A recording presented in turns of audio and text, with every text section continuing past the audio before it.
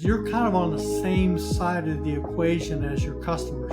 You both want the same thing, a really great product at a really good value. The entire Western capitalistic pricing model is getting broken. Oh my gosh, we are about to enter the absolute golden age of the entrepreneur. Welcome to Squaring the Circle. This is part 3 of our entrepreneurial tech trailblazing series featuring Bob Butler. In this episode, we delve into the future landscape of young entrepreneurs. With advancements in AI and innovative pricing models, could we be on the brink of a golden age for entrepreneurs? Lessons from the past, like Bob Butler's venture Best Thinking, reveal valuable insights about navigating an unpredictable technological landscape. Tune in for this inspiring and forward-thinking discussion as to what the future holds for tech entrepreneurs. Should we switch to one of my favorite projects? My personal favorite is Best Thinking. Why you are going in the old days to, say, Google, and you see a lot of answers to any question, you don't know which one is good. You assume the first one, which is non-advertised, may be the good one, but you still have to scroll down, and not necessarily the best idea. And it was before ChatGPT. It's still 10 years before ChatGPT will be on our market. But now, what is Jupiter really a planet or not? You come to Best Thinking, all of a sudden you have the best answer. The best answer, and it's peer-reviewed, and it's 10 years before ChatGPT. What a great project. Well, if you're, the kind of entrepreneur I talked about where you just got to do this stuff, and I am, my retirement after my exit lasted exactly 1 year, and it was the worst year of my life. So I wanted to do something else, and that was Best Thinking. Best Thinking looked like a publisher. It looked like an Amazon competitor. Best Thinking was really kind of a stealth site to test the technology. The technology was really going to change the pricing model for content, because everything in content is subscription model. And of course now everything is going subscription model. I have real problems with the subscription model. I think it's a very dangerous model that leads to bad results, although everybody loves it. But it's like the honeymoon. They all love it now because they're in the honeymoon phase, but they're about to discover what's wrong with a subscription model, which I think is great news for young entrepreneurs, because we are about to enter an age of dislocation of entrenched high power, high market share companies, because they're going to be facing a lot of problems because they've all switched over to the subscription model. I saw this coming, 15 years ago, because I am an economist. I mean, that's my background, and I love this stuff. It's my catnip. And I pay attention to these big economic kind of pricing model stuff. Some people golf, some people fish. This is what I do. I worry about pricing model. As I first really ran into the subscription model was where it really was popularized, and that was with content. Get your subscription to your newspaper and so on. I had this idea that I really wanted to develop a different way to buy your content. I had some very interested groups like the Associated Press, and we were demonstrating for them the new model. And that's really what Best Thinking was about. Now, we published a lot of books, and we built readers, and we did a lot of stuff that made us look like a publishing company, but that really wasn't the end game. There's just so many ways that I have to kind of digress to explain this, but I've always been really fascinated by Google's success, because they did a lot of smart stuff and worked hard and did a lot of good people, especially in the early days, and they deserved their every success. But the differentiator, the thing they did different, was so small, yet it had such big consequences.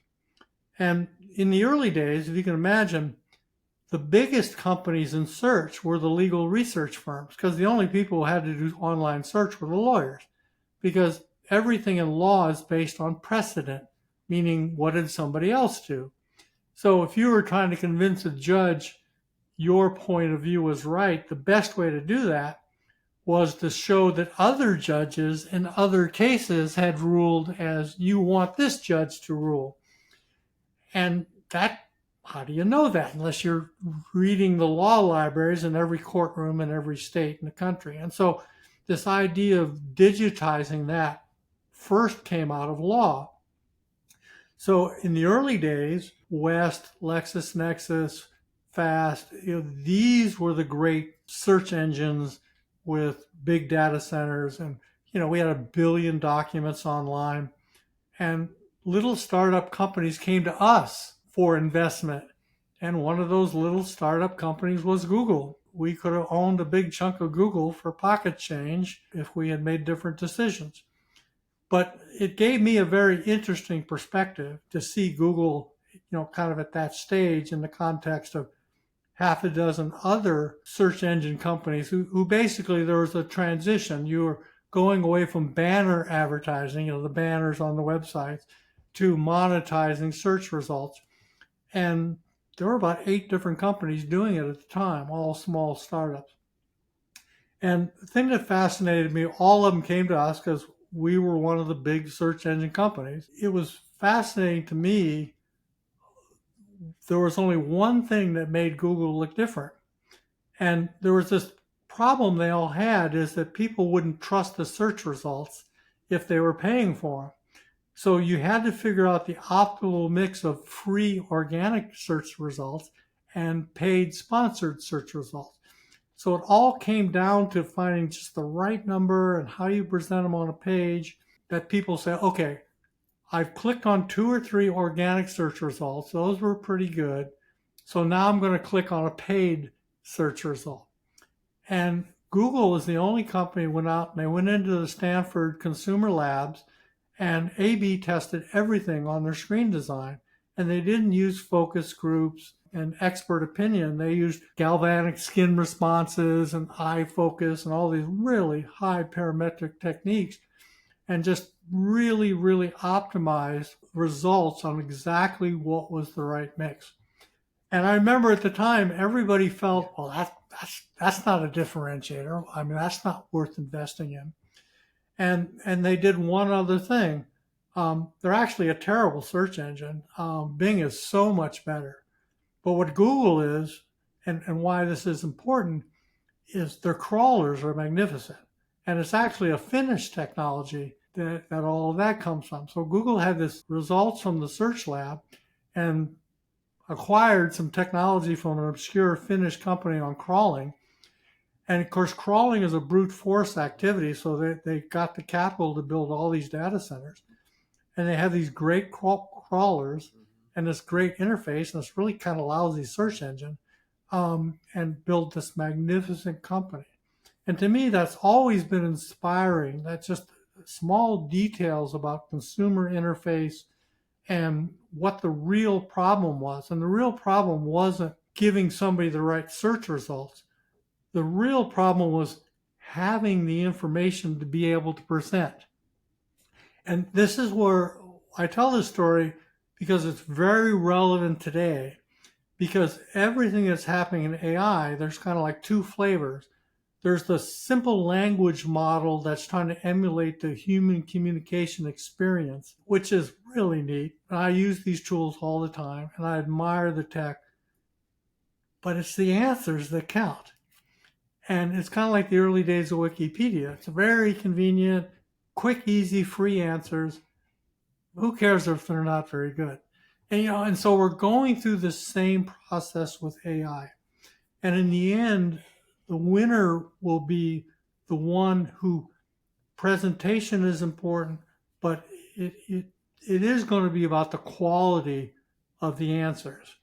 And I see the whole AI industry kind of forgetting the lesson of the early days. And so like ChatGPT, I'm a subscriber and a huge fan from early on. They're all excited about 4.0 because, it laughs and it talks to you and everything else. But it's really all driven by Bing. It's really just an interface on top of Bing. And it works really well because Bing is and always was a terrific search engine.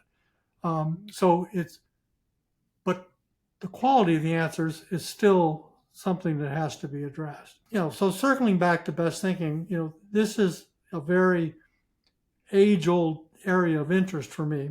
Best thinking just basically could not convince the world to stay away from the subscription model. I mean, it's just so tempting for executives to have this continual stable revenue supply. The entire capital structure, the entire business structures all just worship this idea of the stability of a steady growing model. The bias in our systems towards that kind of economic activity is just so pervasive that we just too big a problem for us to take on. It's going to happen. It's going to change, and it's going to create enormous opportunities for a whole new generation of startups. But it just hasn't played out yet. And I think to explain that, I have to talk a little bit about what's wrong with the subscription model. And you really see this when you run a software company, as I did, because soon after we sold Time Matters to LexisNexis, well, we had to convert to a subscription model, of course, because the big corporation wanted it. So unless you've really taken a company through the 5-6 year process of migrating your customers from a product priced model to a subscription model, you're not going to really understand what I'm talking about. But this is where my thoughts come from. They're not theoretical. And when you're selling a product, the way I like to describe it is you're kind of on the same side of the equation as your customers.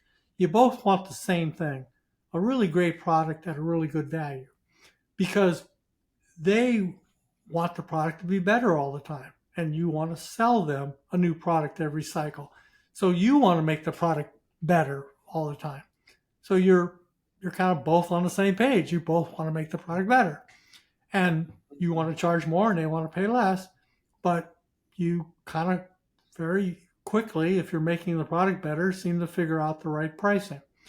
And so I kind of feel like when you're in a product pricing model, you're on the same side as your customer. You generally want the same thing, a good value and a good product. When you're on a subscription, you're not. And it's so interesting why that's so favored, because you sell once and you got revenue forever. That's ideal. In a product priced model, you have to resell every year. And reselling every year wasn't so bad when you could afford to sell, but now marketing's gotten so very expensive.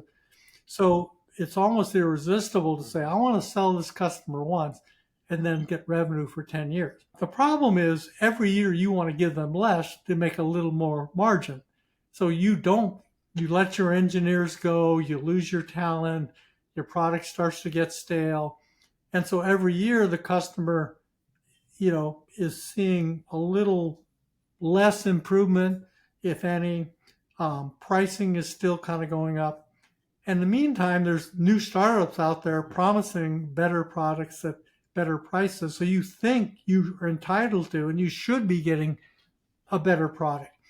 And so you start to get estranged, is the word I like to use. You start to get estranged from your customer because you always want to give less, and they always have rising expectations. And these become like ships headed in opposite directions passing in the night. And it has about an 8-year cycle.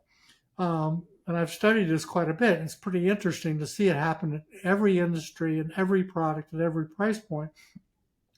The first 2 years, you're kind of transitioning everybody to the new model where you're selling that you have a good product with good value and you're making it better and it's just new and exciting. And then you have the honeymoon. It's about everybody's kind of happy and it's all running smooth and life is simple and the numbers are easy to manage. But then about year 6, customers start being unhappy. And you go, well, maybe we should invest a little more and, give them a couple of good new features. Oh, what do you mean we don't have any engineers anymore? Well, we haven't needed them because we haven't been developing the product. And so suddenly you've lost the capability to make the product better. And there's all these startups out there selling vaporware that say they have all these things you don't have and can't make anymore. And so the customer's expectations really start to get high. and you've lost the ability to meet those expectations. And then about year 8, there starts to be the mass migration. And then everybody sits around in the boardrooms and starts panicking because not only are they not getting their critical numbers to keep their stock where they want it, they're actually seeing signs of migration. People are leaving, which they never contemplated was possible. And so, of course, they start really investing in better marketing. They do everything but think about making the product better because now they've lost the talent to all the startups. And we're about year 6, for a whole lot of businesses. And I saw this coming years ago. I tried working really hard to have an alternative pricing model, at least in software and in content. But I'm afraid it's going to have to play out, and a whole new generation of entrepreneurs is going to benefit from it. I don't know exactly what the new model will look like, but if it's going to survive, it may appear to be a subscription, but the subscription will be much more connected to product improvements. There'll be no more of this paying every year for the same thing with very modest improvements. That's not sustainable in my view. So what you think in this light about OpenAI pricing model? They'll Yeah. sell you the tokens, right? Pretty much, it's not a free, it's not quite So subscription. everybody's trying to find a new model. I mean, I'm seeing, to me, I see it all happening. I could just tell there's a lot of people, a lot of boardrooms thinking, this isn't quite working as good as we thought. And there's a bunch of services I use that have got some very unique pricing models. I've got one voice to text model where they charge per character, which I'm kind of a fan of. I mean, that's Yeah. basically what my model was. You pay for what you get. But then they have a monthly minimum that if you don't use, you lose. So it's a subscription product hybrid kind of thing. So you pay a subscription model. It gives you so many characters to convert. But at the end of the month, if you do more, you pay more. If you do less, you lose it. And it's like, no, that's not it. It's close, but that's not it. But really, the future economic opportunity is going to be based on who gets the pricing model right. I mean, the entire Western capitalistic pricing model is getting broken. So young entrepreneurs out there are going to figure out the right model. What I know about you, Bob, is you are a big fan of thinking out of the box about the old problem. How it all developed with best thinking? I was just too early. Yeah, a lot of my friends say, if you just quit being 30 years early on stuff, you'd do a lot better. Well, I think that there's just so many things that can be done better. I mean, there's so much opportunity. I'm just kind of so regret being old, not because of the aches and pains, but because, oh my gosh, we are about to enter the absolute golden age of the entrepreneur. There's just so many things that are really going to change. But, best thinking was when I was young and, had all that energy. And that was my attempt to kind of capture some of these big long-term structural changes, because every great entrepreneurial opportunity has at its core some fundamental change in the way the economy or system works. We forget that the first billionaires were all Pizza Hut type entrepreneurs and franchises, and that was all driven by the spouses going to work. You suddenly had 2 people working, so you had to pick up a pizza on the way home to get food on the table, and that created a whole new industry of franchise and fast food. And if you look at each one of these new companies that became great companies, there was some fundamental change. And there are fundamental changes now happening on an epic scale. The pricing model is breaking. Conflict is opening everywhere. Securities are major issues. AI is coming. I mean, all of these are opportunity generators. So when you're trying to decide whether this idea you have is good enough for you to take the risk, one of the things you should look at is it driven by some fundamental change. And that's what I always tell people. That's where you start. Is something changed? And then the next thing you ask yourself is, do I have some special talent in this area? Do I have something somebody else doesn't have that positions me to build something that responds to this change? And then the third thing is, do you have a differentiator? I mean, is there something you can do that will differentiate yourself? On that note, let's wrap up part 3 of the Entrepreneurial Tech Trailblazing series. We hope you found it insightful. Be sure to check out part 4, where we will be exploring strategies to help your business stand out amidst fierce competition. We'll also delve into the critical distinction between wanting to be an entrepreneur and simply not wanting a boss. Check out parts 1 and 2 for even more valuable insight on tech entrepreneurship. Don't miss a moment. We'll see you in the next episode.